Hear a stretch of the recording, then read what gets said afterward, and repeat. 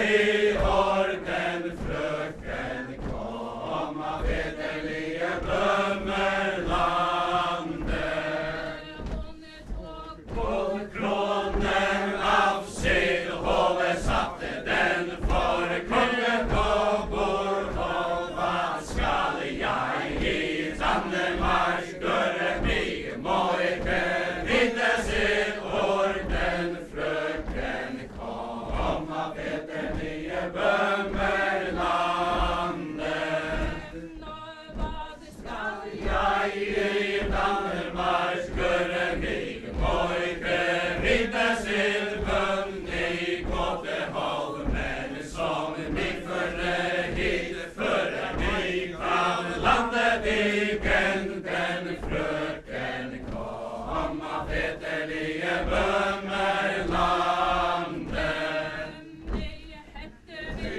Inn her stranken, og så han unge jokke klok, og I skulle fare til Åringsborg, at løse de fangerot, men frøken kom av veterlige bømmerlandet. Men kom av tornet ut, da kunne han ikke, kan det her have jeg sitte til 12 år, de tider gjørdes mig så lange den frøken kom av veterlige bømmerlandet. Datter kort og hans skryt, hun kjenner hans gode hår for verden lår. Hun vet hun feller som møtige tår, den frøken kom av veterlige bømmerlandet.